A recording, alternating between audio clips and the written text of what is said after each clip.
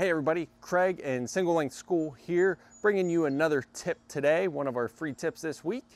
So this one's going to be for those guys that are utilizing one length or single length irons.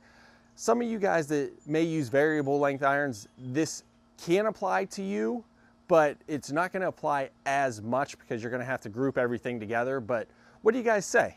Let's get class started.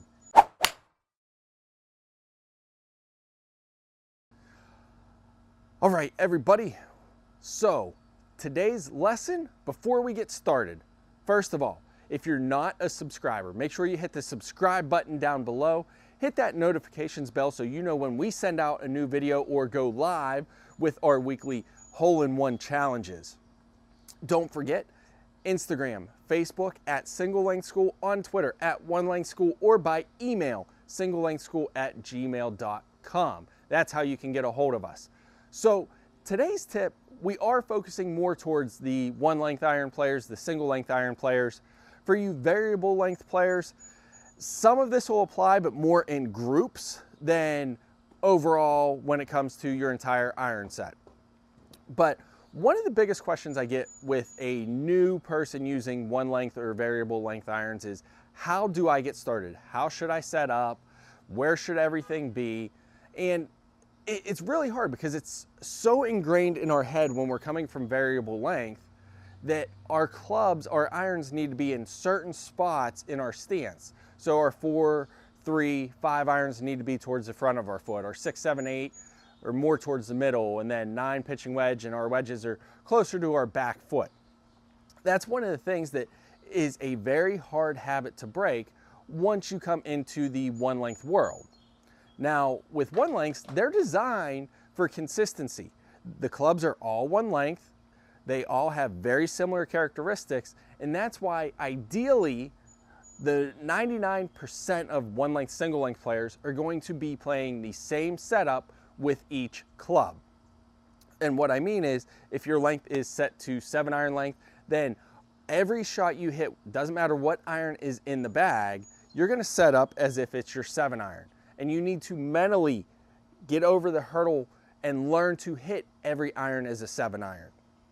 I personally have mine cut down to an 8 iron length, so mine are more in that 8 iron setup.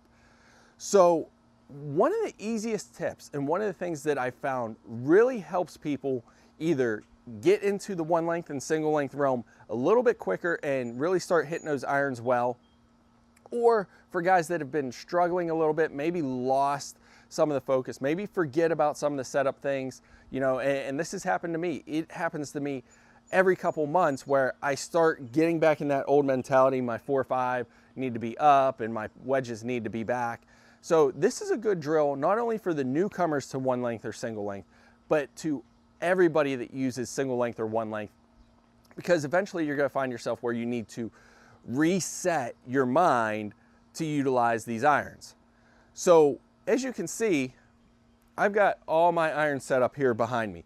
So when you go out to practice, whether you're at the range or you set up a net at home or you're on your simulator, one of the easiest ways to get your body and overcome that mindset coming from variable length is to set up all your irons. Now I've got mine all set up, they're all random, and the club heads are down. So I don't know, with the exception of one club, I don't know where any of my irons are. Now, obviously, when I pick up a club and look at it, I'm gonna say, okay, that's one of my wedges, just based on loft, but we don't wanna know exactly which club it is. This is what is key to this drill. So the one club I do know is my 7 iron. And that is for the simple fact, when you start this drill, you wanna start with your 7 iron. Get your 7 iron out, and go ahead and hit 10, 15 shots with your 7 iron. Get it in that correct position. You know, some people, like I said, mine are cut down to 8, so I'll grab my 8 iron, but hit 10, 15 balls, get yourself in that correct position for that club. And then once you start making good contact, now what I want you to do is, after you've hit those 10, 15 balls, you've got a good flight, you're happy with the way everything looks like, you're warmed up, then what I want you to do is take that starting iron, your 7, your 8, whatever it may be, and I want you to set it aside.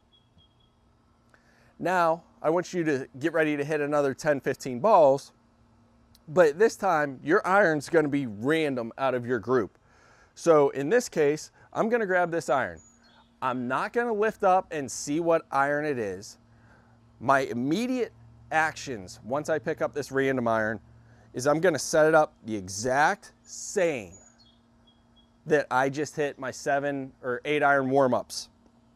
And I'm gonna sit there, and now I'm gonna hit 10, 15 shots with this random club. Not once do I want you to look at exactly which club it is. I want you to hit those 10, 15 shots exactly the same that you hit your 7 or 8 iron. And then once you're done, you can flip it over. That's my 6 iron. And again, set your 6 iron aside, come back, grab something else. And that exact same setup. Your 7 or 8 iron setup, swing through 10, 15 shots. And again, don't ever look at the bottom. Once you've hit your 10, 15 shots, now you can look at the bottom. That's my pitching wedge. And continue that process down through the line. Now, what I will recommend is after every 3 or 4 clubs, come back to the original club. Come back to your 7 or 8 iron you started with, hit another 10, 15 shots to get back into that rhythm with the 7, 8 iron, whatever your club lengths are. Put it back and go back. Grab something else. And again, that same setup, that same feel, and get used to it. 9 iron and set it aside. So guys, for those of you that are new to one length or single length, or some of you guys that, have questions, and I do see it a lot, this club's not flying how it should, I'm not getting the height, I'm topping it too much. This is where it stems from. It's the mindset where you look at your club and say, okay, that's a 5 iron. And now, even though you have one length where everything should be set up as a 7 iron, now in your mind, you see 5 iron and you're pushing that ball forward. And when you push that ball forward, that's where you're gonna start to see lower flights, topping it, where you're not gonna make crisp contact.